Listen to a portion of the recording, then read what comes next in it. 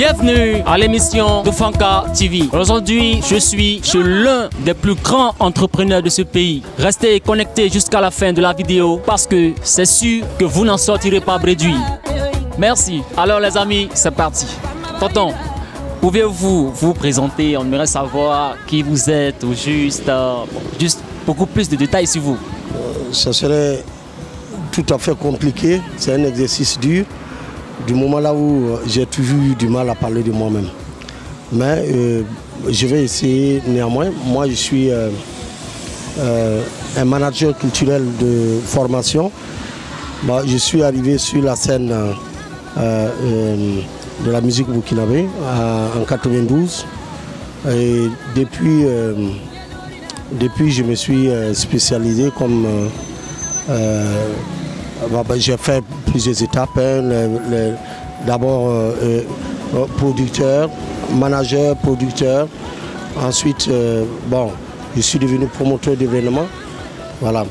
En ce moment, je travaille beaucoup plus dans la conception, la réalisation et le développement de l'événementiel, des arts, des festivals et des carrières artistiques. Voilà. Donc, j'ai travaillé avec beaucoup d'artistes, évidemment, et il faut le savoir, quelque chose de près de plus de 20 ans. Avec ce milieu, on va travailler avec beaucoup d'artistes. Ouais. Voilà. Ah ouais, c'est vraiment intéressant d'entendre ça. On aimerait savoir, vous avez managé combien d'artistes et donnez-nous encore plus de détails sur le début de votre carrière. Bon, le début, je peux dire, mais le nombre d'artistes, c'est quand même beaucoup. Mais je vais revenir au début. C'est un artiste que j'ai coopté moi-même. Je suis devenu son manager. Ensuite, l'accompagné a enregistré. Il s'appelle Awe, qui malheureusement est décédé en décembre passé. Voilà, Awe Gérard, c'est lui mon tout premier artiste que j'ai coopté, j'ai produit même.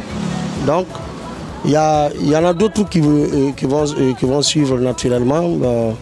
Il y a Fat Lion, il y a également Sanabob. Oui, il y a aussi tellement moi je ne peux pas les retenir tous, mais c'est que au-delà de contrats de management, il y a des appuis que je fais à beaucoup d'autres artistes dans ce que je venais de dénoncer en qualité de consultant. Voilà. Donc il y a beaucoup de sorties d'albums dont je suis impliqué. Je forme des managers depuis les années, depuis 2000. Voilà. Donc depuis 2000, je forme des managers. Et il est arrivé à un temps, maintenant que beaucoup de ceux dont moi j'ai formé, c'est eux qui sont en train d'émerger à l'heure.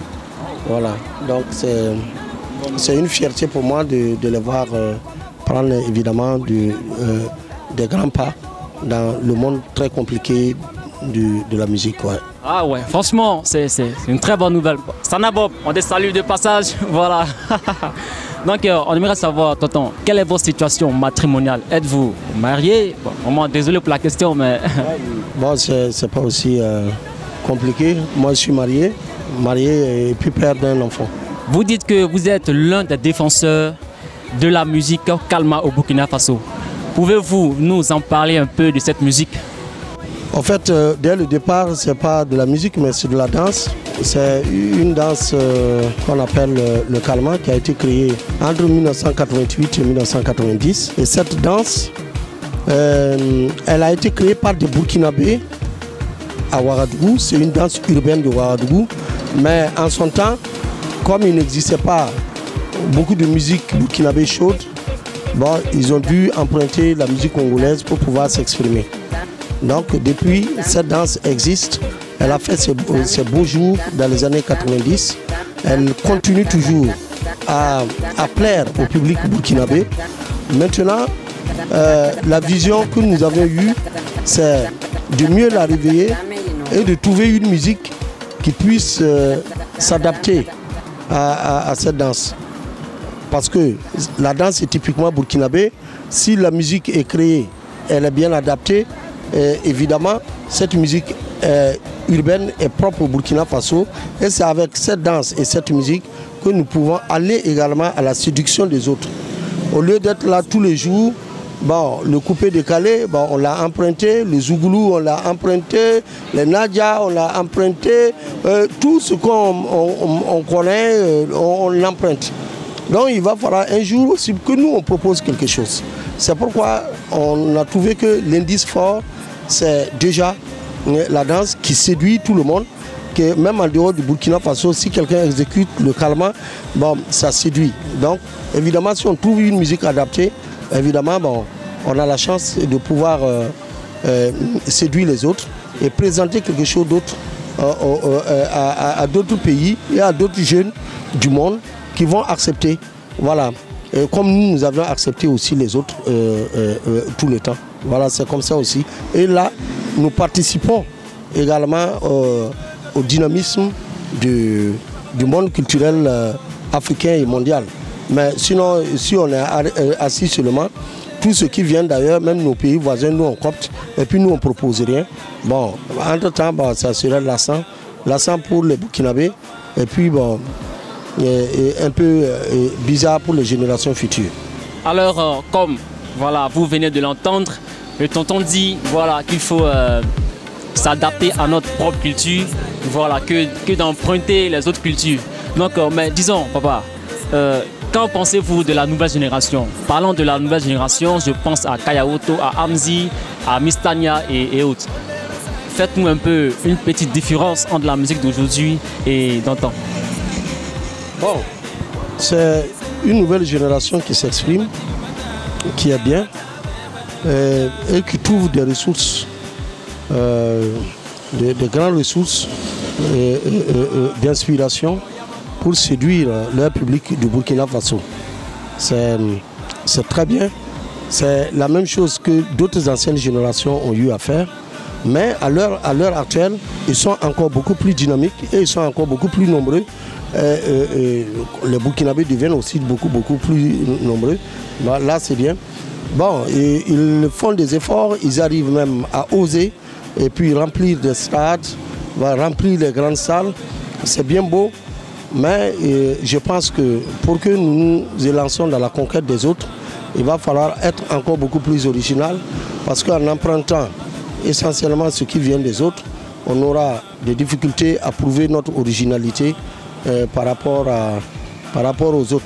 Supposons par exemple que Miss Tania s'aventure au Nigeria, évidemment elle serait toujours petite là-bas. Pourquoi? Parce que simplement c'est le nid de l'afrobeat. Voilà. Eux, ils ont travaillé l'afrobeat, ils se sont créés des stars jusqu'à un certain niveau, là où c'est difficile même de pouvoir s'imposer là-bas. C'est comme les autres, par exemple, prenons le cas, Emilio le chanceux, il va remplir les salles ici, nous l'admirons parce qu'il fait du bon coupé-décalé adapté aux gens de chez nous, mais il aura toujours des difficultés à pouvoir s'imposer comme une grosse star, par exemple, en Côte d'Ivoire. Voilà. Il va falloir que Emilio le chanceux apporte quelque chose, par exemple, de particulier que le coupé-décalé ivoirien pour pouvoir séduire les gens de l'autre côté. Tant qu'il n'y a pas d'originalité propre à nous, on n'arrivera pas à séduire les autres. Voilà. Si il y a beaucoup qui travaillent dans les mélodies des artistes qui sont déjà connus. Et en travaillant dans les mélodies des artistes qui sont déjà connus, c'est qu'on prend le risque d'être encore derrière. Et les Burkinabés ne savent pas qu'ils travaillent dans les mélodies des autres. Donc, naturellement, au Burkina Faso, nous allons les applaudir, nous allons dire que ce sont des grandes créations, nous allons partir les soutenir dans toutes les grandes salles, mais on sera très étonné de voir que nos idoles, nos stars, ont du mal toujours à faire un pas à l'extérieur pour nous valoriser encore mieux. Voilà.